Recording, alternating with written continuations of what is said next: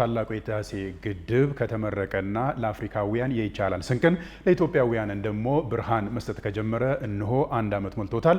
ሰላም ጤና ይስጥልኝ ክቡራት ተመልካቾቻችን፣ ከፋና ሚዲያ ኮርፖሬሽን ፋና ወቅታዊ እነሆ ጀምሯል። ታላቁ ህዳሴ ግድብ ሲነሳ ግብጽ ማንሳት የግድ ነው። ታላቁ ህዳሴ ግድብና አባይ ውሃን ማንሳትም ከተቻለ ግብጽን ማላቀቅ እንደማይቻል በሰሞኑ ጉዳይ በደንብ ተረድተናል ማለት ነው። በተለይ ታላቁ የኢትዮጵያ ህዳሴ ግድብ ተገንብቶ በኢትዮጵያውያን ላብ በኢትዮጵያውያን የውሃ ጠብታና የደም ጠብታ ለአገልግሎት ከበቃ 1 ዓመት ሞልቶታል። 1 ዓመት ቢሞላውም የግብፃውያን ክረምት ሲደርስ የሚያነሱት ክስ አሁንም እንደዘለቀ ነው። በተለይ ክረምት ሲደርስ ኢትዮጵያን ለመክሰስ ለምን ይዳዳሉ የሚለው የዛሬ የወቅታዊ ፕሮግራማችን መነሻ ሀሳብ ነው። የኢትዮጵያ አቋምስ ምንድን ነው የሚለውም ዛሬ የምናነሳው ጉዳይ ነው። በዚህ ጉዳይ ላይ ሀሳብ አስተያየታቸውን የሚሰጡን ደግሞ የውሃና ኢነርጂ ሚኒስትር የሆኑት ዶክተር ኢንጂነር ሀብታሙ ይታፋ ናቸው። የፕሮግራሙ አዘጋጅ ይድነቃቸው ኃይለማርያም ነኝ። ክቡር ሚኒስትር ለጊዜው እጅግ አድርጌ አመሰግናለሁ። ህዳሴ ግድብን ስናነሳ ኢትዮጵያንና ግብጽን መነጠል አይቻልም። ህዳሴ ግድብን ስናነሳ ሱዳንንም ሳናነሳ ማለፍ አይቻልም እና በተለይ ኢትዮጵያ ለአባይ ወንዝ ትልቁን ድርሻ የምትወጣ ሀገር ብትሆንም ለባለፉት ዓመታት ግን እንዳትጠቀም ብዙ ሴራዎች ሲደረጉ ነበር። በግልጽ ለማውራት በታሪካዊ ጠላቶች ሲሰራ የነበረውን ሴራ ማንሳት እንችላለን። ባለፉት ዓመታት ግን ኢትዮጵያውያን በቁራጥነት ቆመው የታሪካዊ ጠላቶች ሴራ ሳያደናቅፋቸው ታላቁ ህዳሴ ግድብን አስመርቀው ለብርሃኑንም ለማየት በቅተዋልና በዚህ ሁሉ ሂደት ውስጥ እንግዲህ ታላቁ ህዳሴ ግድብ እንዳያልቅ ያልተሴረ ሴራ የለም። እነዛን ሁሉ ውስጥ አልፎ ነው እንግዲህ ለምርቃት የበቃው። አሁንም ግን ግብጽ ህዳሴ ግድቡ ተመርቆ ለህዝቦቹ ብርሃን መስጠት በጀመረበት ሰዓትም ሴራዋን ያልተገባ ክሷን በኢትዮጵያ ላይ ማቅረብም አላቆመችም እና ዛሬ ይህን ነገር ነው የምናነሳው። ክቡር ሚኒስትር፣ ግብጽ ክረምት በመጣ ቁጥር ኢትዮጵያ ላይ የምታነሳው ክስ ከምን የመነጨ ነው ብሎ ያነሳሉ እርስዎ? አንዳንድ ፋክቶችን ማየት በጣም መልካም ነው ብዬ አስባለሁ። ግብጽ ለምን እንደዚህ ያደርጋሉ ወይም ዛሬ የተነሳ ታሪክ ነው ወይ ብሎ ነገሮችን ወደ ኋላ ማጠንጠን ያስፈልጋል። ኢትዮጵያ አላት ከሚባለው 122 ቢሊዮን ሜትር ኪዩብ ውሃ ውስጥ 68% ያለው በባሮ አቆቦ በአባይና በተከዜ ውስጥ ነው። እነዚህ ሶስቱ ተደማምሮ ነው ወደ ናይል የሚፈሱት። የነዚህ ወንዞች ወደዛ መፍሰስ ለግብጾች ለዘመናት በረከት ሆኖላቸዋል። ለኢትዮጵያውያን ግን ምንም የፈየደው ነገር አልነበረም። ወንዞቹ ለኢትዮጵያውያን አለመፈየድ መቻል ሳይሆን ችግሩ የነበረው የነሱንና የነሱ ቢጤዎች የግብጾችም ጋር የሚሰሩም ጨምሮ እነዚህ ውሃዎች እንደፈለገ እየጋለበ ከኢትዮጵያ እንዲወጣ እንደፈለገ ሄደው በነሱ ግድቦች ሞልቶላቸው ተርፎ በተለይ ግብጽ ላይ ቶሽካ የሚባል የውሃ ባንክ አለ አንደርግራውንድ። ከዛ የሚተርፈው ደግሞ ወደ ሜትረን ሳይደርስ ወደዛ እንዲሞላ የማድረግ የዘመናት ስኬታቸው ነበር። ለነሱ ስኬት በነበረበት ዘመን ለኢትዮጵያውያን ደግሞ ትልቅ ውድቀት ነበር። እናስታውሳለን በሰባዎቹ የነበረው ኢትዮጵያ ድርቅ እናስታውሳለን። በተለያየ ጊዜ ኢትዮጵያውያን በራብ አለንጋ ሲገረፉ አባይን የመሰለ ወንዝ እያላቸው አባይን የመሰለ ወንዝ እያለ ባህሩን የመሰለ ወንዝ እያለ በጣም ሊለማ የሚችል ሰፊ መሬት እያለ እነሱ ግን በኢትዮጵያውያን ቁስል በኢትዮጵያውያን ራብተኛ ተብሎ በዓለም ላይ መፈረጅ እንደ ስኬት ተቆጥሮላቸው ጮቤ ይረግጡ ነበር። ዛሬ ይሄንን ቆም ብለን ካየን ኢትዮጵያውያን በጋራ ቆመው አንዱና ትልቁ የሆነውን አንዱን ወንዝ አባይን ከሶስቱ ወንዞች ማለት ነው በኢትዮጵያውያን ቡራኬ ብቻ እንዲንቀሳቀስ ማድረግ ይችላል። የአባይን ቁልፍ ኢትዮጵያውያን በእጃቸው ተረክበዋል። አንዱ ይሄ ነው። ይሄ ለግብጾች የናይትሜር ወይም ቅዠት ነው የሚሆንባቸው። እንዴት እቺ ሀገር ለዘመናት ሰራንባት በዚህ ልክ መጣች የሚል ፈጥሮባቸዋል።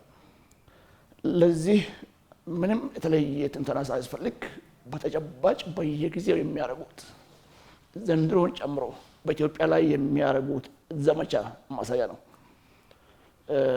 ኢትዮጵያ በተፈጥሯ ዜጎቿ የነበሩት መንግስታትም የነበራቸው ጥያቄና አሁንም እኛም ያለን ፍትሃዊ ተጠቃሚነት ነው። ማንንም መጉዳት አይደለም። በጋራ እንደግ፣ በጋራ እንበልጽግ፣ በጋራ እንጠቀም። ያውም በእኛ ቤት ከኛ ቤት በሚወጣው ውሃ ባይዘዌ ዓለም ላይ የትም ቦታ ሄደ ብታይ ድንበር ተሻጋሪ ወንዞች እንደ ኢትዮጵያ ቶለራንት ሆኖ እንደዚህ የሚያስተዳድር የለም። ሜኮንግ የሚባል ትልቅ ወንዝ አለ። ከቻይና ተነስቶ እስከ ላኦስ፣ ካምቦዲያ ወደታች እየመጣ የሚሄድበት የታችኞቹ ሀገሮች ናቸው ቻይናን የተለማመጡ ይሄን ውሃ እንጠቀም ብሎ የሚጠይቁት። ብዙ ቦታ እንደዛ ነው። ኤፍራጥስና ታይግረስ የሚባሉ ወንዞች ይታወቃሉ በዓለም ላይ ከቱርክ አካባቢ ተነስቶ በሲሪያ አቋርጦ ወደ ኢራቅ የሚሄደው የታችኞቹ ሀገሮች ናቸው የላኛዎቹ የሚጠይቁት። አሁን ግን እያየን ያለን እኛ ኢትዮጵያ እጅግ ትከሻችን ሰፊ በመሆኑ በጋራ እናልማ በጋራ እንጠቀም የምትለው ኢትዮጵያ ናት። ተደርጎ የማይታወቅ ነው። የሆነ ጊዜ በእርግጠኝነት ይሆናል፣ እኛ በህይወት እያለንም ይሆናል። ከዛ በኋላ ሊመጣ የሚችል አንዱ ጉዳይ አሁን ያለው ታሪክ ይገለበጣል። በምን ኢትዮጵያውያን በለሙና ባደጉ ልክ እነዚህ ሰዎች ስም ማጠልሸት ሳይሆን ወደ መለማመጥ የመጡበት ጊዜ ነው። በጣም እርግጠኛ ነን። እሱ ጋር ሳንደርስ ግን እኛ መሆን አለበት ብለን የምናስበው አሁን የሚያደርጉት አሉታዊ ዘመቻና ስም ማጥፋት ከሚሆን ይሄንን እንዴት አድርገን በጋራ ተጠቃሚነት እናረጋግጣለን የሚለው ላይ መሄድ ያስፈልጋል የሚል ጀነራል ማስቀመጥ ጥሩ ይሆናል። ስፔሲፊካሊ ግን በደንብ ካየነው ህዳሴ ግድብ ያለምንም የውጭ ድጋፍ ያለምንም ብድር በኢትዮጵያውያን ላብ ደም የተገነባው ታላቁ የአፍሪካውያን ኩራት የሆነው ግድባችን ከተጠናቀቀ በኋላ አባይ እንደድሮ እንደፈለገ እየጋለበ መሄድ አይችልም። ይሄ ታሪክ ነው፣ በኢትዮጵያ ታሪክ ተአምርም ጭምር ነው። ጠርፎን አይደለም ህዳሴን የገነባ ነው፣ በጋራ በመቆም ሰዎቻችን ህዝቦቻችን አንዱን በመረዳት መሪዎቻቸውን በመስማት መሪዎቻችን ደግሞ ትልቅ ኮሚትመንት ለዚህ በማሳየት ህዳሴን ነው 1 ዓመት አልፎናል ተቆጣጥረን ውሃውን መጠቀም ከጀመርን በኋላ ነው። ይሄ በእኛ በኩል የተሰራ ስራ ነው። ይሄ እንግዲህ በየጊዜው በግብጾች ዘንድ የራሱ የሆነ ስትራቴጂ ቀርጾ የሚሰሩባቸው ስራዎች ነበራቸው። በፊት ህዳሴ ሳይጀመርና አካባቢ ልማት ሳይጀመር ሲያደርጉ የነበሩት እንዳናስብ አባይ ላይ ልማት እንዳናስብ፣ ባሮ ላይ ልማት እንዳናስብ፣ ተከዜ ላይ ልማት በውስጥ ጉዳያችን ተጠምደን እንቆያ ቢዚ እንድንሆን እንድንጋጭ በተለይ ያልገባቸው ኢትዮጵያውያን ዘለው ሄደው በነሱ ግብስር መግባት ለነሱ መጠቀሚያ መሆን ይጫወቱ ነበር። ወደ ኋላ ሄደን በደንብ ካየነው ብዙ ጊዜ ፊት ለፊት መጥቶ ኢትዮጵያ ገጥሞ ተዋርደው ሄደዋል። መሪዎቻቸው የጦር መሪዎቻቸው ተገለው ተዋርደው ሁለተኛ ኢትዮጵያ የምትባል ሀገር ጋር ብሎ ገዝተው ተመልሰዋል። ከተመለሱ በኋላ ግን በእኛው ሰዎች ተጠቅመው ሲያስቸግሩ ነበረበት ትልቁ ዓላማ የተለየ ነገር ኖሯቸው ሳይሆን እኛ ውሃችን ላይ ልማት እንዳናመጣ የምናገኘው ኢኮኖሚ ወደ ጦርነት እንዲሄድ ለግጭት እንዲሆን እንዳንስማማ የሰሯቸው ስራዎች እንኳን መገደብ እንዳናስብ ሲያደርጉ ነበር። ተሳክቶላቸዋል ለብዙ ዘመናት። ይሄንን በጣም ጥበብ በተሞላበት መንገድ ህዳሴ ተጀምሮ ህዳሴ ደግሞ ከተጀመረ በኋላ አሁንም ሆም ብሎ ያደረጓቸው እንዲዘገይ እንዲበላሽ ውስጡ እንዲነቅዝ በኮራፕሽን ተተብትቦ ህዳሴ ዝም ብሎ እንዲቆም ያደረጉትም ተሳክቶላቸው ነበር። አሁን ባለው የመንግስት አመራር ግን በጣም ጥበብ በተሞላበት መንገድ እሱን ታሪክ አድርገን ህዳሴ አልቋል ማለት ነው። ስለዚህ ይሄ ትልቅ ውድቀት ነው ለነሱ። ይሄንን ሁሉ ሆኖ ስኬት በኢትዮጵያውያን ዘንድ ተመዝግቦ እነሱ የተሸነፉ ቢሄዱም ከግንቦት ጀምሮ ባለፉት ዓመታት እስከ መስከረም ድረስ ያለው ጊዜ የጩኸት ጊዜ ነው ለነሱ። በፊት የነበረው ህዳሴ መገንባት መጀመራችንን እንደምናጠና ካወቁ በኋላ የሙሊት ጉዳይ ነበር። ህዳሴ ሙሊት ኢትዮጵያ ብቻዋን ነው የምትሞላው ከኛ ጋር መስማማት ሳይኖር ዩኒላተራል አክሽን እያሉ ሁሉ ጊዜ ከሱናል በዓለም መድረክ ላይ ይሄ እስከምንሞላ ድረስ የተጠቀሙበት ስትራቴጂ ነው። ኦልሬዲ በዛ መሸነፋቸው ደግሞ ሲያዩ ከተመረቀ በኋላ እነሱ በዛ ተሸንፈው ኢትዮጵያውያን ህዳሴያቸው ከሞሉና ካስመረቅን በኋላ ደግሞ እናመጡ አስተዳደር በጋራና አስተዳደር እኛን ይጎዳል የሚል ይጮዋሉ። ለዚህም ዝም ብሎ አንዳንድ የማይሆን ፋክቶችን ለማምጣት ይሞክራሉ።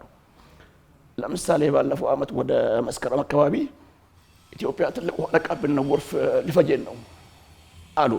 ድሮስ ኢትዮጵያ ህዳሴ የምትገነባው ውሃ ለመከልከል ነው።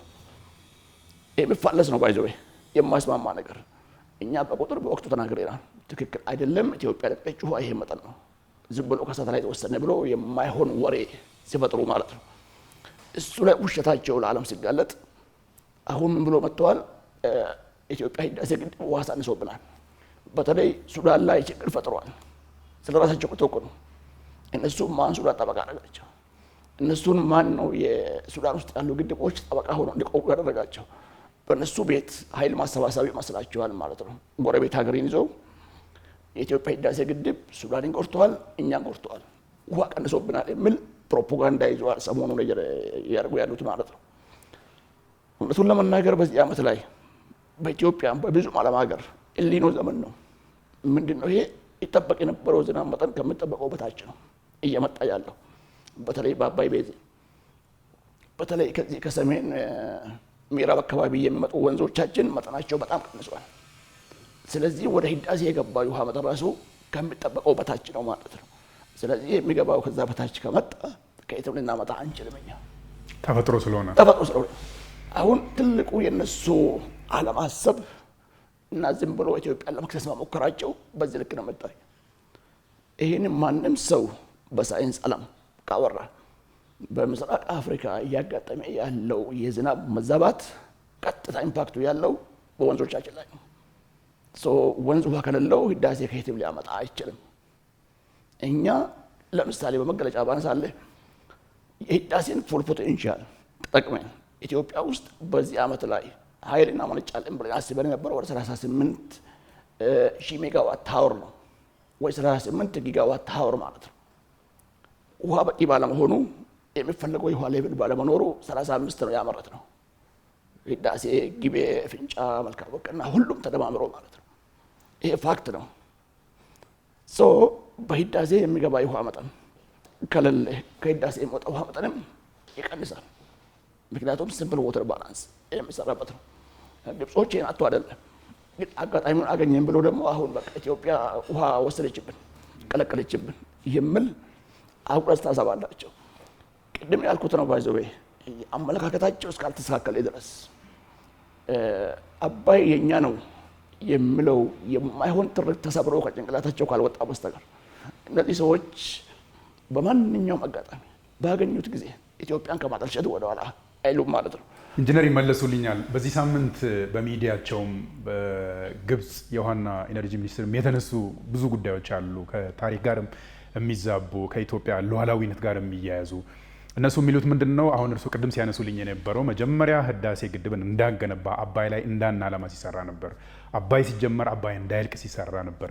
አሁን ደግሞ ህዳሴ ግድቡ ከተጠናቀቀ በኋላ ሌላ ትርክት ነበር እየፈጠሩ ያሉት። ኢትዮጵያ ህዳሴ ግድብን ጨምሮ ትላልቅ ፕሮጀክቶችን ትላልቅ ግድቦችን የምትሰራው በኃይል ራሷን ለመቻል ነው። ኢትዮጵያ ግን ራሷን በኃይል ለመቻል ትላልቅ ፕሮጀክቶችን መገንባት ብዙም አይጠበቅባትም። በትናንሽ ፕሮጀክቶች ኃይል ፍላጎቷን ማሟላት ትችላለች የሚል ሀሳብ ሉዓላዊ በሆነች ሀገር ላይ በዚህ ደረጃ እጃቸውን አስገብተው ኢትዮጵያ እንደዚህ ማድረግ አለባት፣ ኢትዮጵያ እንደዚህ ማድረግ የለባት የሚለውን ጭምር ለመወሰን የሚዳዱት ከምን የተነሳ ነው ብለው ያስባሉ?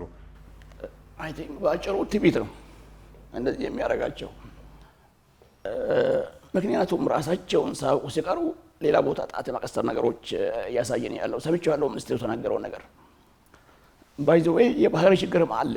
እኔ እውነቱን ለመናገር በተለያየ መድረክ ላይ ስንገናኝ እንደ ተማሪ ሰው ብላ የምታስበው አይነት አመራርም አይደለም። ሪሊ ፖለቲካው ራሱ እንዴት ነው ገብቷችኋል ወይ?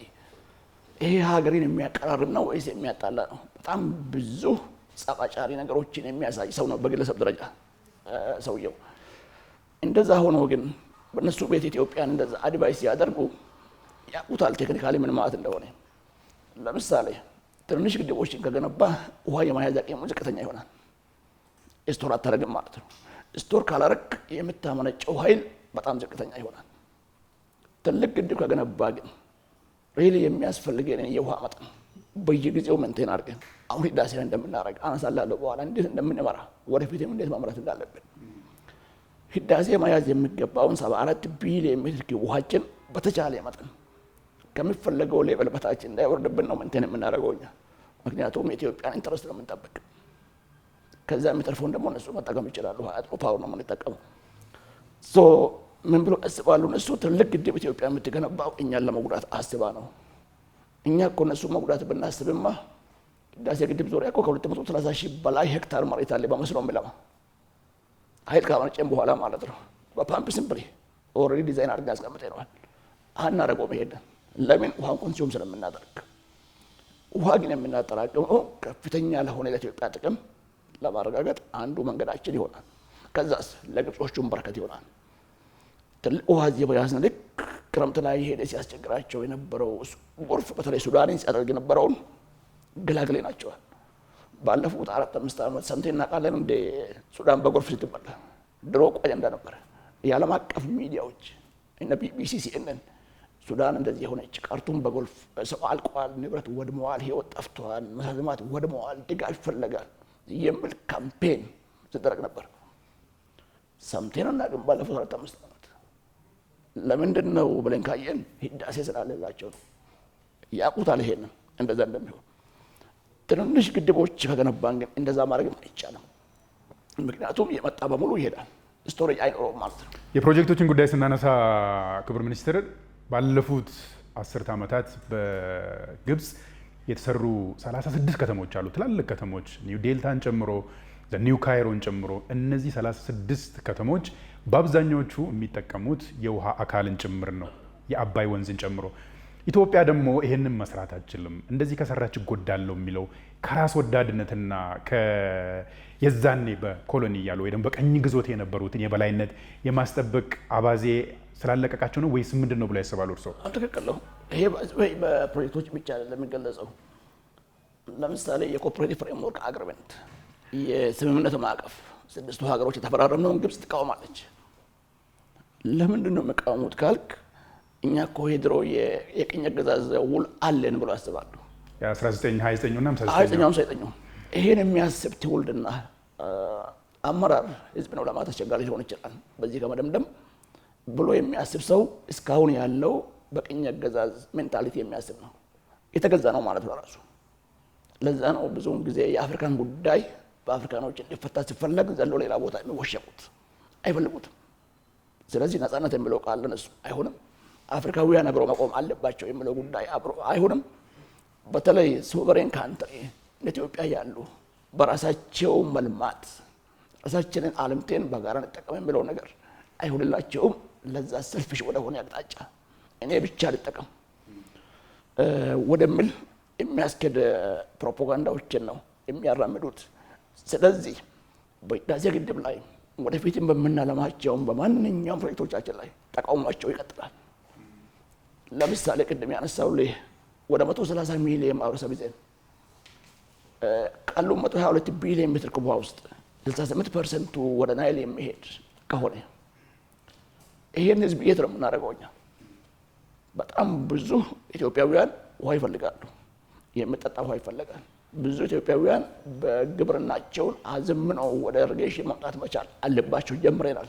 የሚገርም ውጤት ታይቷል። በተለይ በስንዴ በጣም ብዙ ኢትዮጵያውያን ሃይድሮ ፓወር ተጠቃሚ መሆን አለባቸው። ስለዚህ ይሄ 130 ሚሊዮን ማህበረሰብ ዕጣ ፈንታ ያለው በባሮ በአባይና በተከዜ ውሃ ላይ ተመሰረተ ነው። ግብጾቹ ይሄንን ነው መረዳት ያቃታቸው። ከሌላ ቦታ የሚያገኙት እንዳለ ሆነው ለራሳቸው የከርሰ ምድር ውሃ በጣም ብዙ አከማችተዋላቸው። እሱ መጠቀም አይፈልጉም።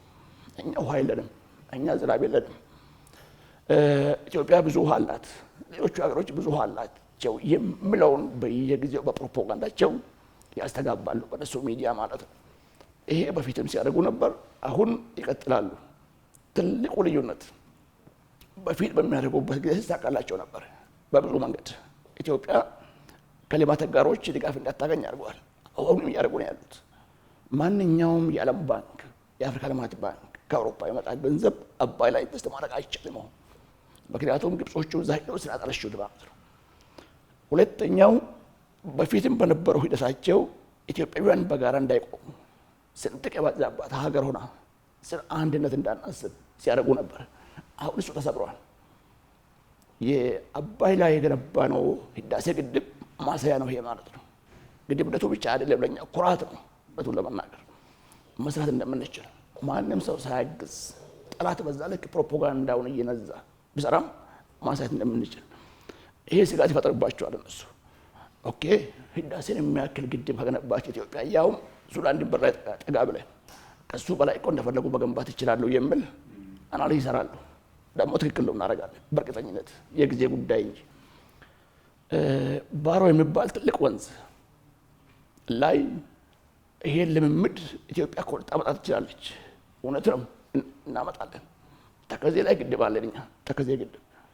እነዚህም በአግባቡ እኛ ከበረታንና አንድ ላይ ካመጣን ሪሊ ኢትዮጵያውያን በጋራ መቆም እንደምንችል ለዘመናት ይዞት የነበሩት የራሳቸውን ትርክት እንደምንሰብር ይገባቸዋል።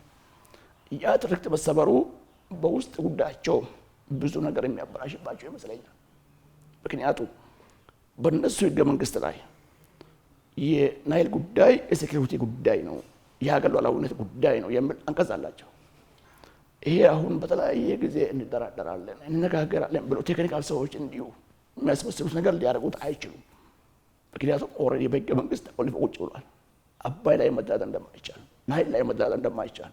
እኛ እኮ የእናንተ ህይወት ጠባቂ ነን፣ ናይል ለግብፅ፣ ግብፅ ለናይል የሚል ትርክት ፈጥሯል።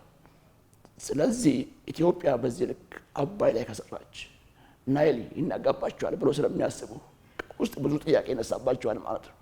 ስለዚህ ሰርቫይቭ ለማድረግ ማድረግ አለባቸው። እኛ ነን እናንተ ጠባቂ። ስለዚህ እውነታው ከፖለቲካ ጋር የተያያዘ እንጂ ከተፈጥሮ ጋር ኤግዛክትሊ የተያያዘ ነው። ስለዚህ ምንድነው የሚያስቡት እነሱ?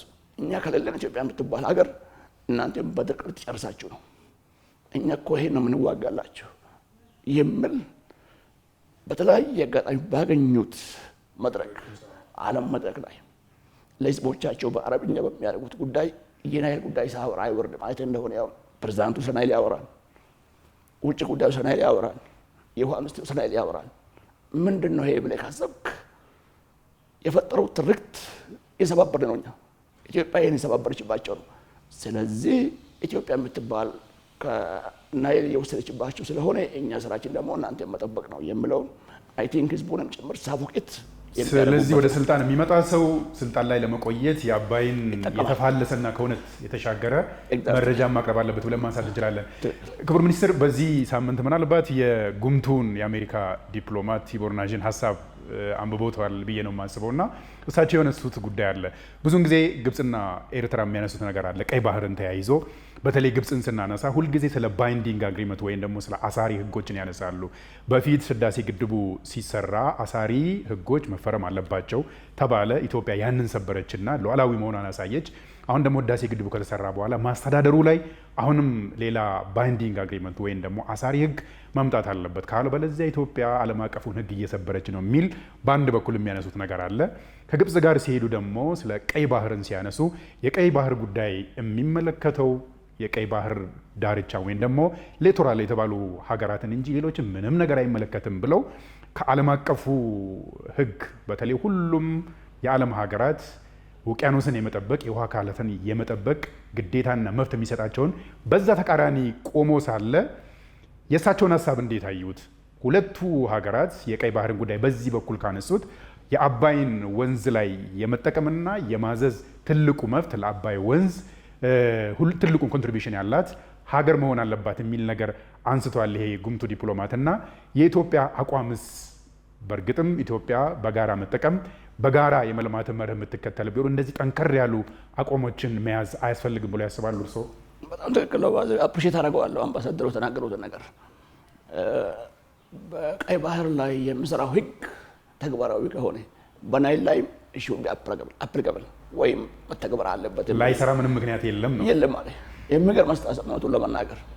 ባይ ዘ ዌይ እኔ እሱን ኮቴሽን ካየሁ በኋላ የገረመኝ ነገር የእነሱ አመለካከት የግብጾቹ የኔ ነው ያንተ ደግሞ የጋራችን ነው የሚል ፕሪንሲፕል አፕላይ ያደርጉ ይመስለኛል። ምንድን ነው የኔ ነው ማለት? ቀይ ባህር በአጋጣሚ ሆኖ በተፈጥሮ ጉዳይ ሆኖ ጎረቤታቸው ሆኖ ሊሆን ይችላል። ስዊዝ ካናልን ከሱ ጋር አገናኝቶ ወደ ሜዲትራንያን ተሻግሯል። የነሱ ነው በነሱ ቤት። አባይ ደግሞ የኛ ነው። እነሱ እኮ 5 ሳንቲም የምታክል 5 ሚሊሜትር ኦፍ ኮንትሪቢዩሽን ያላቸው ዜሮ ኮንትሪቢዩሽን። ስለዚህ ከየት የመጣ ነው? ይሄ ከላይኛው ነው። በተለይ ከኢትዮጵያ 86% ከኢትዮጵያ የሚሄደውን ውሃ የኔ የጋራ ነው መጠቀም አትችልም ኢትዮጵያ። የኮሎኒ ህጉ ነው ተግባራዊ መሆን አለበት። የኢትዮጵያ ሼር ዜሮ ማለት ነው በዛ አንቀጽ መሰረት። ይሄን ኮንሴፕት በምታይበት ሰዓት የኔ ነው ያንተ ደግሞ የጋራችን ነው የሚል ፕሪንሲፕል የተከተሉ ይመስለኛል። which is የሞኝነት ነው ይሄ ባይዘው። ምክንያቱም ቀይ ባህር ላይ ኢትዮጵያን አይመለከትም ብሎ ካሰቡ እንደ አምባሳደሩ አባባል በጣም ትክክለኛ አባባል። የናይልም አይመለከታቸው የላቸውም ኮንትሪቢዩሽን ኢን ፕሪንሲፕል ካሰብን ነው። እኛ ግን ከሱ በጣም ሻገር ብለን ነው እየሄድን ያለ። ኦኬ ዜጎች ናቸው፣ ማህበረሰብ አለበት፣ ብዙ ቁጥር ያለው ህዝብ ይኖራል። በጋራ ነው የምንጠቀም። በጋራ ለመጠቀምስ የምናለማቸው ፕሮጀክቶቻችን በታችኛው ተፋሰስ ሀገሮች አደጋ የማያደርስ መሆኑን እያረጋገጥ ነው እየሰራን ያለ። ህዳሴን አያደርግም። ወደፊት የምናለማቸው ግድቦቻችን ምንም አደጋ በሁለቱም ሀገሮች ላይ አያመጣም። ይልቅ አድቫንቴጅ ጥቅም ዞን ይበጣላቸው ማለት ነው። ስለዚህ በዛ ልክ አምባሳደሩ በተናገሩት ልክ ጭምር ኢትዮጵያ ክሌም ብታደርግ አይ ቲንክ ዊ አር ራይት። ከዛ በኋላ ነው የባርጌኒንግ ፓወር እኩል የሚመጣው። መሆንስ የለበትም ብሎ ያስባሉ። ምክንያቱም እነሱ እንዳንሰራ ቅድም ያነሱትን ክቡር ጠቅላይ ሚኒስትሩ ዶክተር አብይ አህመድ የምርቃቱ ጊዜ ሲያነሱ ኢትዮጵያውያን ቢያንስ ከ15,000 ዜጎች በላይ ዋጋ ከፍሏል፣ ህይወታቸውን አጥተውበታል። ከዛ ጀርባ ያለው ትልቁ ሴራ የግብጽ ሴራ ነው። ከኢትዮጵያ ጋር በተቃራኒ የቆመች ታሪካዊ ጠላት ብለን እስከምፈረጅ ድረስ የደረሰንና ከኢትዮጵያ መውደቅ ከኢትዮጵያ መድማት ጀርባ ያለች ሀገር ናት ብለን ካነሳን አይቀር በኢትዮጵያውያን ብሔራዊ ጥቅም በተባለው ቀይ ባህርም ቢመጡ በአባይ ወንዝም ቢመጡ ግን እንደ አምባሳደር ቲቦር ናጅ ያህል ጠንከር ያለ አቋም አያስፈልግም ብሎ ያነሳሉ። እርስዎ አሁንም እኛ የምናምነው አሁን ሳይመሽባቸው ግብጾቹ እና ሱዳንን ጨምሮ ይሄን ወንዝ በጋራ እያለማን የምንጠቀምበት መንገድ ላይ መስማማቱ ጥሩ ይሆናል ብለን እናምናለን። ያ ማለት አብሮ ማደግ ነው፣ አብሮ መጸቅ ነው። እንደ ወርስት ኬዝ በጣም ገፍቶ ከመጡ ራሳቸው ካልፈለጉ ይሄን ስምምነት ኢትዮጵያ ትቀጥላለች ስራዋን። እነሱንም ቡራኬ ሳንፈልግ ከነሱ ጋር መነጋገር ሳይሆን ማለት ነው። ስለዚህ የአምባሳደሩ አስተሳሰብ በጣም ተገቢ ነው። በሆነ ሰዓት ላይ ግን ኢትዮጵያ መተግበር ላይ የምትገደድበት ጊዜ በርግጥ ይመጣል። አሁን ግን እኛ ዛሬ ያለን የጋራችን ነው። ቀይ ባህር ይገባናል። ምክንያቱም እዚህ ጋር ሄድ ናይልም ይገባናል ባሉት ልክ ተመሳሳይ አማርኛ ነው እዚህ ስመጣ መነገር ያለበት፣ ተመሳሳይ ቋንቋ ነው በሁለቱ ወንዞች ላይ መነገር ያለባቸው። ቀይ ባህር ለኢትዮጵያ ይገባል። ኢትዮጵያ 130 ሚሊዮን ህዝብ ብዛት አፍና መቀመጥ የለባትም። ስለዚህ በጋራ እንጠቀም ብለን እዚህ ጋር እያነሳን በአባይ ወንዝ ላይ ጋራ ተጠቃሚነትን የሚያነሱ ከሆነ ቀይ ባህር ላይ በዛ ደረጃ ማሰብ አለባቸው። ተመሳሳይ አቻ የሆነ አማርኛ ነው የምንጠቀመው ማለት ነው። የኛ አቋም ምንድን ነው? አባይ ላይ በጋራ ለምተን ሁሉም ዜጎች ከላይኛው ጀምሮ እስከ ታችኛው ግብጽ ያሉ ሀገሮች እኩል ተጠቃሚ መሆን አለባቸው። የናይል ቤተሰብ ብለን በየአመቱ የምናከብረው ጉዳይ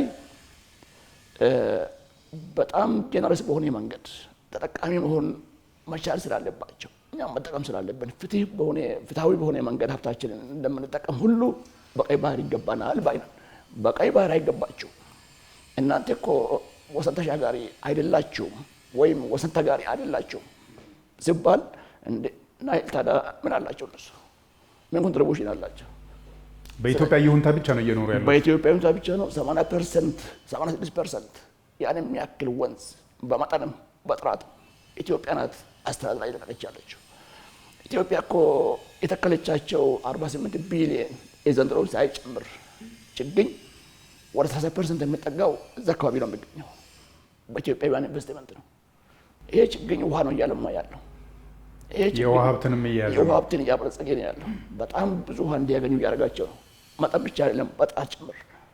ኢትዮጵያ እንደ ሌሎቹ ሀገሮች ፔመንት ፎር ኢኮሲስተም ሰርቪስ የሚባል የታችኞቹ ሀገሮች ላይኞች የሚከፍሉበት ህግ ዓለም ላይ ያለ እሱን ክሌም አላደረግንም። ባይዘው ይሄን ጭምር ክሌም እናድርጋል። በየአመቱ እኛ የምንተክለው ችግኝ በአባይ ላይ ዓለም ላይ ባለው ስታንዳርድ ተሰልጦ ለኢትዮጵያ መከፈል ይችላል። ይሄ ደግሞ ዝም ብሎ ሳይሆን ዓለም ላይ ያለ ለምሳሌ ቻይና ታስከፍላለች። ሜኮንግ ወንዝ የሚባል በታችኞቹ ላይ ስላለማች ብቻ ስለጠበቀች ብቻ ዛሬ በነፃ ነው እኛ ለግብጾች ውሃ ይሰጠን እንደፈለጉ እየሆኑ ከጎርፍ የተከላከልናቸው ግድቦቻቸውን ሲሞላ የነበረውን ደለል ጭምር እያስቀረንላቸው እንዲሁ ነፃ ውሃ እያገኙ መልሶ ኢትዮጵያ መክሰስ መሞከር ትንሽ አሳፋሪ ነው። እነዚህ ባርጌኒንግ ፓወር ግን ኢትዮጵያ በኪሷ ይዛለች። እውነቱን ለመናገር በሆነ ጊዜ ላይ ናይል ከኢትዮጵያ ይነሳል። እኛ እያለማን ያለን ክፍሉን ኮንትሪቢዩሽን የላቸውም። ፒያስ አስፔር ዚያቤላብል ስታንዳርድ ዓለም ላይ ባለ ቋንቋ ይሄንን ዛሬ በዚህ ሚዲያ የሚሰሙ ተመራማሪዎቻችን መስራት ያስፈልጋል። ምን ብናደርግ ነው እነሱ የሚከፍሉት? ስታንዳርዶች አሉ። አሜሪካና ካናዳ ጋር አግሪመንት አላቸው። አሜሪካና ሜክሲኮ የጋራ አላቸው፣ ይከፍላሉ። የታችኞቹ ለላኛዎቹ ቻይና አላት ከሌሎቹ ጋር። ኢትዮጵያ ይሄንን ግብፅ ላይ አፕላይ የማታደርግበት ምክንያት የለም ማለት ነው። ጊዜ ይጠብቃል። ጊዜውም አሁን ነው ካስፈለገ ማለት ነው። እኔ ይሄንን ማሰብ ነበረባቸው የግብፅ ወገኖቻችን የሚል ሀሳብ አለኝ። ክቡር ሚኒስትር እስቲ ወደዛ እንሄዳለንና አንድ ሀሳብ እንዲያነሱልኝ እፈልጋለሁ። ብዙውን ጊዜ እንግዲህ በአባይ ወንዝን በተመለከተ ህዳሴ ግድብን በተመለከተ በጣም የተፋለሱ ከእውነት የራቁ ምርምሮችን ጭምር በግብፅ ደህንነት ተቋማት፣ በግብፅ ዩኒቨርሲቲዎች ካይሮ ዩኒቨርሲቲን ጨምሮ አሌክሳንድሪያን ጨምሮ የውሃ ተመራማሪዎቻቸው ውሸትም የተሞላበት ምርምርም ጭምር በማውጣት ዓለምን የሚያወናብዱበት ዓለምን የሚዋሹበት የኢትዮጵያ እውነትም ለመሸፈን የሚሄዱበት ረዥም መንገድ አለ። ኢትዮጵያ ደግሞ እውነት በእጇ አለ። ነገር ግን በነሱ ደረጃ እነሱ በተንኮል በዚህ ደረጃ በሴራ ቢሄዱም የኢትዮጵያን እውነታ ከመግለጽ አንጻር ህዳሴ ግድብን የሚከላከል ተቋም ምን ገንብተናል? ምን ሰርተናል? ምንስ እየሰራ ነው ብለን ማንሳት እንችላለን? የታችኞቹ ሀገሮች ስንለኛ ሱዳንና ግብፅ ለምሳሌ በጅምላ ማየት የለብንም። እስካሁን በኢትዮጵያ ውስጥ ለመጣው በተለይ ውሃችን እንዳንጠቀም ኢትዮጵያውያን እጅና እግር እንድታሰር አስተሳሰብ ጭምር ባይዘው ድሮ በሃይማኖት ስም እየመጡ ሲቆልፉ የነበሩት ግብጾች ናቸው። ሱዳን በዛ ልክ አይደሉም። አንደኛ ከኢትዮጵያ ጋር በጣም ጎረቤት ነን። ብዙ ህዝብ፣ በጣም ተመሳሳይ ሃይማኖት፣ ተመሳሳይ ቋንቋ፣ ብዙ ነገር ሼር እናደርጋለን። እኔ በዛ ልክ ነው ብዬ አላምንም። የመንግስት ተቋም አይደለም። ምክንያቱም የኛ ህዝብ የምናቸው ብዙ ኢትዮጵያውያን፣ ብዙ ሱዳናውያን በጋራ ይኖራሉ።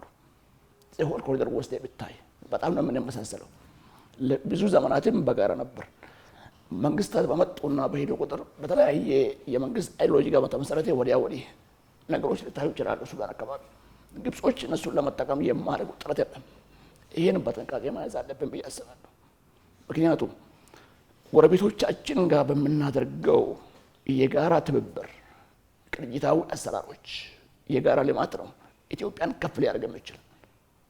ግብጾች እኮ እኛ ጎረቤት አይደሉም። ራቅ ያሉ በጎረቤት በኩል አድርጎ የራሳቸውን ሀሳብ የሚሞክሩና በኢትዮጵያ ውስጥ ያሉ የተለያየ አመለካከት ያሉ ወገኖቻችን በመጠቀም ነው ኢትዮጵያን ትንሽ መረበሽ የሚፈልጉት። ይሄን በዛ ልክ ማየት አለብን። ኢትዮጵያ ውስጥ እኛ በምናለማቸው ልማት ከማንም በላይ ሱዳኖች ተጠቃሚ ናቸው። እስከ ቅርብ ጊዜ ድረስ ከኢትዮጵያ ኤሌክትሪክ ኃይል ተጠቃሚ ነበሩ ሱዳኖች። ለዚህም ትልቁ አስተዋጽኦ የሚያበረክተው የህዳሴ ግድብ ነው። ህዳሴ ግድብ ከሚያመነጨው ኃይል ሱዳን ወገኖቻችን መጠቀም መብታቸው ነው። ህዳሴ ግድብ ከሚያመጣው የውሃ መጠን ቀጥላ ከህዳሴ ቀጥሎ ያለው የነሱ ሪዞር የሚባለው ግድብ ተጠቃሚ ነው ከማንም በላይ። ይሄን ኢትዮጵያ ኮንቲነንስ እንቀጥልበታለን፣ በጋራ መልማቱን በደንብ እንቀጥልበታለን ማለት ነው። የግብጾቹ ቅድም ባልኩት ልክ ነው ጥሪት የምናደርገው። ሰው ሁለቱም ተለይቶ የምታዩ ናቸው ማለት ነው። አንድ ይሄን ማንሳት ፈልጌያለሁ። ሁለተኛው አንተ ላነሳው የዚህ የምርምር ውጤትና ሪሰርች የተያዙ ጉዳይ በጣም ትክክል ነው። ብዙ ተመራማሪዎች የነሱ ተመራማሪዎቻቸው ስፖንሰር ይደረጋሉ በውሸትም ጭምር። ምክንያቱም ናሬሽን ከፈጠረላቸው ምን ችግር አለው? ይከፍላሉ። በሀገር ውስጥ ያሉ በውጭ ያሉም በዚሁ ተሳታፊ ናቸው። በቅርብ ጊዜ አንድ ወረቀት አሳትሞ ነበር በአሜሪካ ያለ አንድ ዩኒቨርሲቲ ውስጥ። ሰዎቹን ትሬስ ስናደርግ ግብጾች ናቸው። ምን ብሎ ያሳትማሉ? የኢትዮጵያ ኮፈር ዳም የኮርቻ ግድቡ አደጋ ላይ ነው የሚል ዳታው ፋብሪኬትን ነው፣ መረጃዎቹ ፋብሪኬትን ናቸው ሆል በሙሉ። ይህንን የኢትዮጵያ የግድብ ኮሚቴ የሚባል እኛ ዋቀርናቸው አሉ። በጣም ብዙ ልምድ ያላቸው ፕሮፌሽናሎች። እያንዳንዱ የወረቀቱ ወይም የጆርናሉ ኮንሰፕት ከመጀመሪያ ጀምሮ እስከ ዳታ አጠቃቀም እስከ ሞዴል ሴሌክሽን እስከ ኮንክሉዥን ድረስ ያለው በሙሉ ውሸት መሆኑ ጽፎላችኋል። ለፓብሊሸሩም ተጽፏል፣ ዩኒቨርሲቲውም ተጽፏል፣ ኢቨን ለአሜሪካ ለሚመለከታቸው ሰዎችም ተጽፏል። ምላሽ አልሰጡም። ውሸት መሆኑ ስለምታወቅ ዜ ኩረንት ዲፔንድ አሁን የሰራን ያለን ያንን ፓብሊሽ ያደረገው ጆርናል በህግ መጠየቅ አለበት። ይሄ ምን ይፈልጋል? የባለሙያዎች ስምሪት ይፈልጋል ማለት ነው። በዛ ልክ ያደራጀናቸው አሉ በተለያየ ስራ እየሰሩ ያሉት ማለት ነው። ግን በቂ አይደለም ይሄ ጉዳይ። እኔ በዚህ ሚዲያ የምትሰሙ ወገኖቻችን፣ ኢትዮጵያውያን ተመራማሪዎቻችን እንደ ግብጾቹ ሁሉ የኢትዮጵያን ጥቅም ማስከበር ሁሉም የጋራ መሆን አለበት። ከመንግስት ጋር የሚገናኝ አይደለም ይሄ ጉዳይ ባይዘው፣ ከፓርቲ ጋር የሚገናኝ ጉዳይ አይደለም። የህልውና ጉዳይ ነው። ህዳሴና ሌሎች ግድቦችን ህዳሴ ጀምሮ ነበር በወቅቱ። ህዳሴ ባይባልም ትንሽ ግድቦችን ቢሆኑ ግብጾቹ አጨናግፈውታል። የለም እሳቸው ዛሬ ደርግ ብዙ ሞክሯል ጣና በለስ ላይ፣ እሱ የለም። በደርግ ዘመን የተጀመሩ አሉ፣ አሁን የምንሰራቸው አሉ። ነገስታት ይሄዳሉ፣ መሪዎች ይሄዳሉ። የሀገር ጉዳይ ግን ይቀጥላል።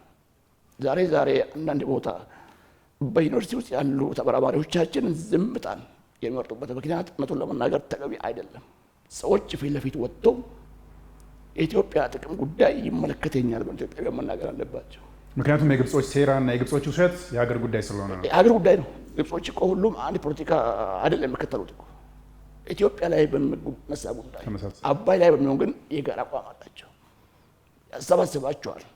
የናይል ጉዳይ ያሰባስባቸዋል። የኢትዮጵያ ጉዳይ የተለያየ አመለካከት ስለሆናቸው፣ ኢትዮጵያ ጋር ግን ይሄ ጠንከር ብሎ መስራት መቻል አለበት። ባህር ዳር ዩኒቨርሲቲ ያለው ሴንተሩ ላይ ነው መስራት መቻል ይፈልጋል።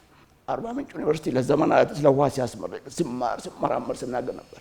መስራት መቻል አለባቸው። አዲስ አበባ ዩኒቨርሲቲ፣ ሐረማያ፣ በጣም ብዙ የምንላቸው የምህንድስና ስራና ዓለም አቀፍ ነክ ጉዳዮችን ኮፊ ያጠለቁ ዩኒቨርሲቲዎቻችን በሙሉ አሁን ነው መታየት ያለበት ጊዜያቸው የሚለውን ነገር በዚሁ ማንሳት ይፈልጋለሁ። እንደ መንግስት የሞከርነው ስራዎች አሉ። ሃይድሮ ዲፕሎማሲ ፎረም ብለን በየዓመቱ የምናካሄደው ኮንፈረንስ፣ ያ ኮንፈረንስ ሀሳቡ ሲጠነሰስ ዛሬ 5 ዓመት አካባቢ ግብጾች የሚያደርጉትን ሴራ በጊዜ ጠብቆ የሚመክት በአግባቡ መጫወቻ ሜዳውን ከኢትዮጵያ ወስዶ እዛ ካይሮ ላይ የሚያደርግ እንዲሆን ነው እየሰራን የነበረው። አከር ይፈልጋል። በደንብ ውጤት አምጥቶልናል። በተለይ ጊዜ የፈጸምናቸው ስራዎች እሱን መስራት ይፈልጋል ማለት ነው። ሶስተኛው ጉዳይ ሚዲያዎቻችን ናቸው። ኢትዮጵያ ውስጥ ያሉ ሚዲያዎች በብዙ መንገድ የሚገርም ስራዎችን ሰርተዋል። የተሳካ ስራ አፕሪሼት የሚደረግ ነገር ግን እነሱ በየቀኑ ስለ ኢትዮጵያ ሳይጽፉ የሚውሉበት ጊዜ የለም። ያውም አንኳሰው አሁን ስለ ህዳሴ ግድብ ሲጽፉ አይተ እንደሆነ ከስር የሚለጥፉት ፒክቸር ህዳሴ ግድብ አይደለም። ድሮ ህዳሴ ግድብ እዛኔ የነበረው ጭቃ ገና ከዜሮ እያለ ህዳሴ ግድብ እኮ ዛሬ በሙሉ ኃይል ያመነጫል።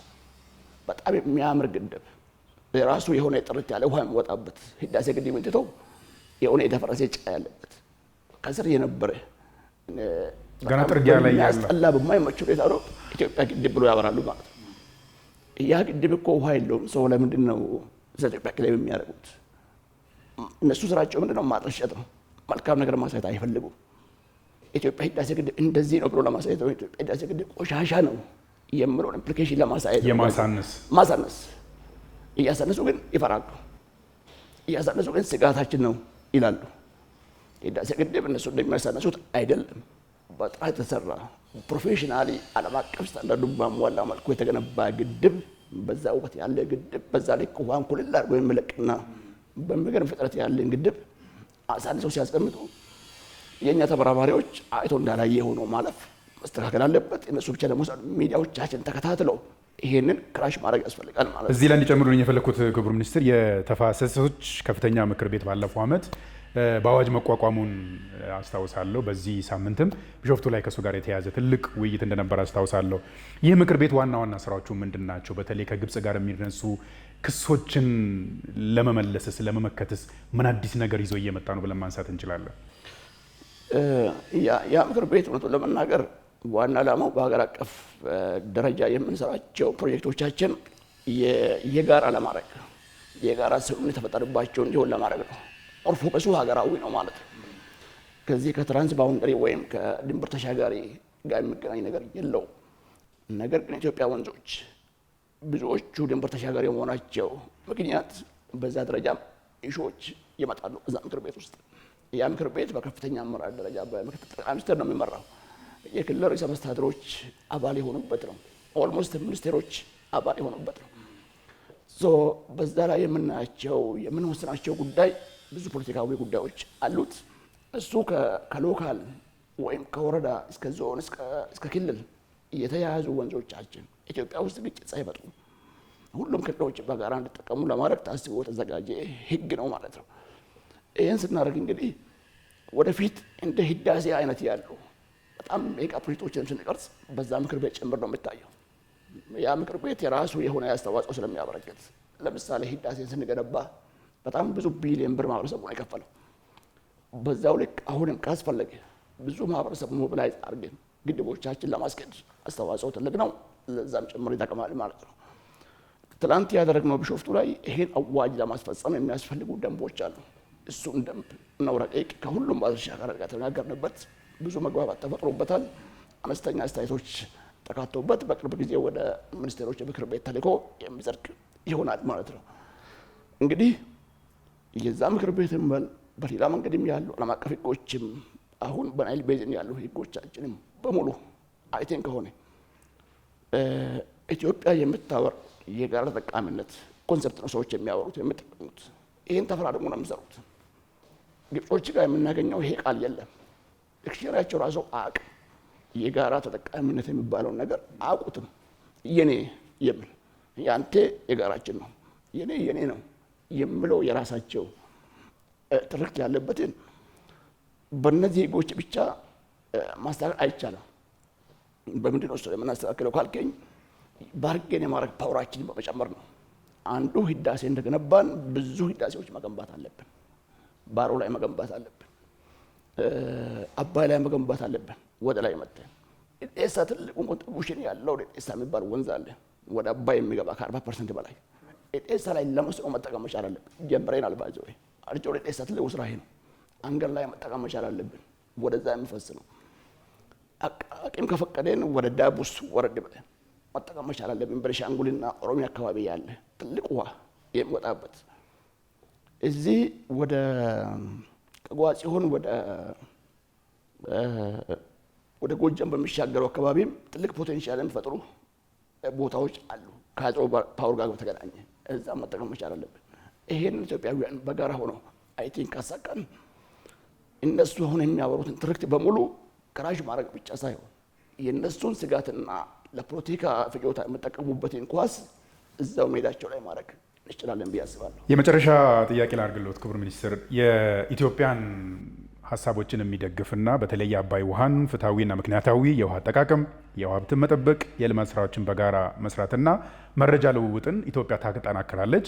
ያንን የሚያጠናክረውንና የግብፅንና የሱዳንን ታሪካዊ ሼር የሚሉት ወይ ደግሞ ሂስቶሪካል ሼር የሚሉትን የሚያፋልስና በብዙ አፍሪካውያንም ድጋፍን ያገኘው የአባይ ተፋሰስ ሀገራት ትብብር ማዕቀፍ ሲኤፍኤ ወደ ኮሚሽንነት የመሸጋገርና ያንን ለማስፈጸም ስድስተኛ ሀገር ደቡብ ሱዳን ትጠበቅ ነበርና ፈርማ እነሱ ጸድቋልና እነዛ ነገሮች እንዲሳኩና መሬት እንዲነኩ የኢትዮጵያ ሀሳብም እንዲጸድቅ የኢትዮጵያ ሀሳብም ድጋፍ እንዲያገኝ ኢትዮጵያ እዛ ላይ ምን እየሰራች ነው የሚለውን ነገር ደግሞ እናንሳ መጨረሻ ላይ። የሲኤፍኤ ወይም የጋራ ትብብር ማዕቀፍ የሚባለው ሰነድ ለኢትዮጵያውያን የዘመናት የግብጾችና የሱዳን የተወሰነ ፐርሰንት ስለሚያገኙ ስማቸው መጥራቱ አይቀርም። በሱ የቆለፉትን ቁልፍ ሰብሮ የወጣ ስምምነት ነው። ታሪካዊ ክፍፍል የሚሉት ነው የተባለው ነገር ነው ኦቨርራይድ ያደረገው። ትልቅ ስኬት፣ ትልቅ ዲፕሎማሲ ድል ማለት ነው። ምክንያቱም ህግ አለን ብለው ሲያወሩ ሰዎች የኮሎኒያል ህጉን ነው ሲጠቅሱ ነበሩት። 1929 እና 59 የነበረው ነው። እነዚህ ህጎች ሁለቱን ሀገር ብቻ ተጠቃሚ የሚያደርገው ሌሎቹን ሀገር እንደ ሀገር ማቆጠረም ይሄ ነው ባጀው እጅግ የሚያሳዝነው። ውሃ ኮንትሪቡት እያደረጉ ያሉ ሀገራት እስከዛሬ ያልፈረሙ ምን ሆኖ ነው ብለህ የምትደነግጥበትን ሁኔታ ነው የምታይ። የኮሎኒያል ህግ እንደሚገዛቸው አድርጎ የሚያስቡ ሰዎች እስካሁን አሉ። ኢትዮጵያ ናት ለመጀመሪያ ጊዜ ይሄ ህግ ተገቢ ህግ አይደለም፣ ሁሉም ሀገሮች ሊሆን የሚችል ሲኤፍኤ የሚባለውን ድራፍት በማድረግ ኢኒሺዬቲቭን በመውሰድ ሌሎቹን በማሳመን በሚገርም ሁኔታ ስድስቱ ሀገራት ከ11 50% በላይ ማለት ነው ስድስቱ ከፈረሙትና ካጸደቁት ተግባራዊ ይሆናል፣ ህግ ይሆናል። በፓርላማዎቻቸው አጽድቀውታል። ትልቁ ስኬት ለኛ ይሄ ነው። ከዛ በኋላ ያለው ነገር ለኛ ብዙ አይደለም። ለምሳሌ ኮሚሽን የምትለው ነገር ትክክል ያስፈልጋል። ኮሚሽኑ እኛ ውሃ ይሰጠን ያለን ኮሚሽን አቋቁም ብለን ነው እየለመን እየጠየቅናቸው ያሉ። ማን ነው መጠየቅ ያለበት? ይሄንን ግብጾች ናቸው። ምክንያቱም ያ ኮሚሽን ተቋም ነው፣ ይሄንን ህግ የሚያስፈጽም ተቋም ነው። በተለይ ውሃን የጋራ መጠቀም ውሃ ይሰጠን የግድ መፈረም አለበት ብላ ኢትዮጵያ በዛ ልክም ማሟሟት አይጠበቅባትም። ለኮሚሽኑ እናግዛለን ሆነ የሚገባው ቢሆን ጥሩ ነው። ለኛ ግን ከሁሉ በላይ ስኬት ብለን የምናየው የሲኤፍኤ ጉዳይ ነው። ህጉን ሸሬንበታል ማለት ነው። ህዳሴ ግድብ እስከሚገነባ ድረስ የነበረን አካሄድ በተቻለ መጠን ነገሮችን አለዝቤን ግድባችን መገንባት ነው። አሁን ህዳሴ ገንብተናል። ያው የገነባ ነው በ20 ኪሎ ሜትር ድንበር ላይ ባለችበት። ስለዚህ አባይ ላይ ያለው ትልቁ ውሃን ኢትዮጵያ መቆጣጠር ከቻለች በኋላ የግድ ኮሚሽኑ ካልተቋቋመ እንደዚህ ካልሆነ ሞቻለሁ በቃ ብለህ የምትልበት ደረጃ ላይ አልፈናል። መቶ ለመናገር እሱን ነው ቅድም ያልኩ። የህዳሴ ግድብ መኖር ከፍተኛ የሆነ የመደራደር አቅም ለኢትዮጵያ ፈጥሯል። በርትተን ሌሎች ላይ ግድቦችን ከጨመር ኮሚሽን መቋቋም አለበት በጋራ እናልማ ብሎ መጠየቅ ያለባቸው ግብጾች እንጂ ኢትዮጵያ መሆን የለባትም። አሁን ባለው ሂደት ግብጽ ናት የምትቃወም። ኮሚሽን እንዲመጣ አትፈልግም። ኤንቢአይ የሚባል ተቋም እንዲኖር አትፈልግም። የጋራ ተቋም የሚባል ነገር አትፈልግም። ይሄንን የጊዜ ጉዳይ እንጂ ዘርበርስ እንደሚሆን እርግጠኛ ነን። ኢትዮጵያ ሁለቱም በጥንቃቄ ነው የምትመራው። የሚገርምህ በተለያዩ የናይል ቤዚን ተፋሰስ ሀገራት እየዞሩ የሆነ ነገር ለማድረግ ይሞክራሉ። ተባባሪ ነን እኛ የአባይ ልማት ወይ የናይል ቤዚን ውስጥ ያለው ልማት አንቃወምም፣ ኢትዮጵያንም አንቃወም ይላሉ። አንዳንዴ አፍሩም ባይዘው ሲናገሩ ኢትዮጵያ አትልማ አንልም፣ ኢትዮጵያ አትልማ አንልም። እኛ ህግ ኖር የምን ነገር የሆነ የህፃን ስራ ይመስል አሁንም ስለ አሳሪ ህግ ነው የሚያወሩት። ስለሱ ያወራሉ መልሶ ግን የሚቆልፉ ማለት ነው። አይቴ እንደሆነ ኬንያ ሄዶ ይሄን ያህል ሚሊዮን ብር እሰጣለሁ ብሎ ሚኒስቴሩ የዞረ የሆነ ነገር አድርጎ መጥተዋል። ታንዛኒያ ላይ ባለፈው ፕሬዝዳንታቸው ሄዶ ግድብ አስመርቀዋል። ደቡብ ሱዳን ላይ ሄዶ ሶላር ነገር ተክሎ ውሃ እያወጣን ነው ማለት ጀምረዋል። ኡጋንዳ ሄዶ አብረን እናለማለን ይላሉ። በእነዚህ ሀገራት በሄዱባቸው ቦታ በሙሉ በደንብ ይታይ ወደ አባይ ከሚፈሱ ወንዞች ሳይሆን ወደ ሌላ አቅጣጫ የሚፈሱ ወንዞች ላይ ነው ትኩረት የሚሰጡት። ይሄ ምን ማለት መሰለህ? እይታን ለመቀየር ነው። አሁን ኬንያ ሄደው ትኩረት ያደረጉት ግራውንድ ወተር ላይ ነው። ኢትዮጵያን ግራውንድ ወተር ሙሉ ያወራሉ። ኢትዮጵያ ግራውንድ ወተር አላት፣ ዝናብ አላት፣ ተጠቀም እንደግፋለን ይላሉ። ግራውንድ ወተርና ዝናቡ ተደምሮ ነው ወንዝ የሚሆነው። ኖርማሊ ወደ ኬንያ አካባቢ ሄደው ድጋፍ ሲያደርጉ አባይ ቤዚን ውስጥ እኛ ድጋፍ እያደረግን ነው ብሎ ያወራሉ እንጂ እነዛ ድጋፍ የሚደረጉባቸው ፕሮጀክቶች ስፔሲፊክ ቦታ ወደ አባይ የሚፈሱ ወደ ናይል የሚፈሱ አይደሉም። ኦፖዚት ላይ ያሉ ቦታዎች ናቸው። ወይም በከርሰ ምድር ያሉት ፕሮጀክቶች ላይ ነው ድጋፍ የሚያደርጉት ማለት ነው። ስለዚህ የህዝቡላ ነው እሱ። ኢትዮጵያ ተባባሪ እንዳልሆነች እነሱ ግን ተባባሪ እንደሆኑ ለማድረግ በተለያየ አጋጣሚ ከፍተኛ አመራር ደረጃ የዞሮ ፕሮጀክቶችን ማስመረቅ፣ አብሮ መዋዋል፣ አብሮ ማውራት፣ መተቃቀፍ የሚሰሯቸው ስራዎች የህዝቡላ መሆኑን በዛው አጋጣሚ አይ ቲንክ ማወቅ ያስፈልጋል ብዬ አምናለሁ። እነዛ ሀገራት ግብጾቹ የሄዱ እናግዛለን እንዲህ ያደርጋሉ ለማለት የሚሞክሯቸው ስራዎች ማለት ነው። በተመሳሳይ ጅቡቲ ላይ አውርተዋል። እኛ እኮ መብራት እየሰራንላቸው ነው። እኛ ለጅቡቲ ውሃ እናጣራለን። 1 ሊትር አጣርቶ አይሰጡም። ኢትዮጵያ ግን በቀን 100,000 ሜትር ኪዩብ የሚያክል ውሃ ነው ወደ ጅቡቲ ፓምፕ እያደረገች ንጹህ ውሃ ያው ንጹህ ውሃ በከርሰ ምድር እየሰጠን ያለ። ስለዚህ የግብጾች እኛ ተባባሪ ነን፣ እኛ ልማት እንደግፋለን፣ እኛ ከናይል ቤዚን ጋር እንሰራለን የሚለው የውሸት እንቅስቃሴ መሆኑንም በአግባቡ የተከታተለ አይ ቲንክ ማጋለጥ ያስፈልጋል። ኢትዮጵያ ግን በተጨባጭ ለጅቡቲ በዛ ልክ ውሃ እያስገባን ነው ያለ። ከኬንያ ጋር ከፍተኛ የሆነ ኃይል ትስስር ፈጥረናል። ከኛ ነው የተጠቀሙ ያሉት። ሶማሊያ የጠየቀች ነው ያለችው፣ ደቡብ ሱዳን የጠየቀች ነው ያለችው። ሱዳን እስከ ቅርብ ጊዜ እርስ በራሳቸው ሲዋጉ መሰረተ ልማቱን ስላወደሙ የተቋረጠባቸው እንዳለ ሆነው ከኢትዮጵያ ነበር ኃይል ሲያገኙ የነበሩት። በተጨባጭ ከኢትዮጵያ ነው ትክክለኛው ለሌሎች ሀገሮች እየደረሰ ያለው። ይሄንንም እነዚህ ሀገሮች ማወቅ ያስፈልጋል ብዬ አምናለሁ። በግብጾች የውሸት የትብብር ማዕቀፍ ብለው የሚንቀሳቀሱት በውሸት ትርክት እየተመሰረተ ያለው ዲፕሎማሲ ነክ ነገር ውጭ ስቱዲዮ ዲፕሎማሲ ብንለው ጥሩ ይሆናል። ያንን በደንብ አውቆ መመከትም ግን ያስፈልጋል። መመከቱን ግን እኛ በጋራ ሆነን በተለይ ፖለቲካል ሳይንስ የኛ ሰዎቻችን፣ መሀንዲሶቻችን፣ የአካባቢ ጉዳይ የሚሰሩ ዓለም አቀፍ ሕጎች ላይ ጆርናሊስቶቻችን አይ ቲንክ ኮንቲኒስ በሆነ መንገድ መሄድ ይፈልጋል። ይሄንን ደግሞ በህዳሴ ግድብ አሳይተናል። መቶ ለመናገር መቀጠል አለበት ነው መቀጠል አለበት። በጋራ መቆም ይፈልጋል። ዲያስፖራው ይሄን መስማት መቻል አለበት። ዲያስፖራው የፈለገ ቢሆን በተለይ የሀገር ቢኖር የተለያየ ዜግነት ቢኖረው ኢትዮጵያዊነቱ አይለቀውም ብዬ ነው የማስበው። ምክንያቱም ልጆቻቸው አንድ ቀን አባቶቻችን ቤት ይላሉ። በህዳሴ ግድቡም አሳይተዋል። ቦንድ እስከመግዛት በጋራ ቆመዋል። ሰሜን በነበረው በጋራ ቆመዋል። ዓለም ጉድ የተባለበት እኔ በዚህ ልክ ማየት ይፈልጋል። ይሄን ለማድረግ ከመንግስት ጋር ባላቸው ጉዳይ ጋር ማየት የለበትም። ቅድም ያነሳት ጉዳይ ነው። መንግስታት ያልፋሉ። አሁን ያለው መንግስት ነገም ያልፋል። አባይም ኢትዮጵያም ግን ትኖራለች። ህዝቡም አብሮ ይኖራል። ይሄንን ማስቀጠል አይ ቲንክ በተለያየ ዓለም ላይ ያለው ማህበረሰብ በተለያየ ቋንቋ መናገር ያስፈልጋል። ሪያሊቲውን በዛ ልክ መውሰድ ጥሩ ነው ማለት ነው። ክቡር ሚኒስትር ለጊዜው እጅግ አድርጌ አመሰግናለሁ። እኔ አመሰግናለሁ። ተመልካቾቻችን ከፋና ሚዲያ ኮርፖሬሽን ፋና ወቅታዊ በተለይ በወቅታዊው የኢትዮጵያ ታላቁ ህዳሴ ግድብና መሰረተ ቢሱን የግብጽ ክስ ላይ መሰረቱን ያደረገው ወቅታዊ ፕሮግራማችን እስካሁን ድረስ የተመለከታችሁት ነበር። በጉዳዩ ላይ ሀሳብ አስተያየታቸውን የሰጡን ደግሞ የውሃና ኢነርጂ ሚኒስትር ክቡር ዶክተር ኢንጂነር ሀብታሙ ይተፋ ነበሩ። ከእሳቸው ጋር የነበረን ቆይታ ይህን ይመስል ነበር። ይነቃቸው ኃይለማርያም ነበርኩኝ። ጤና ይስጥልኝ።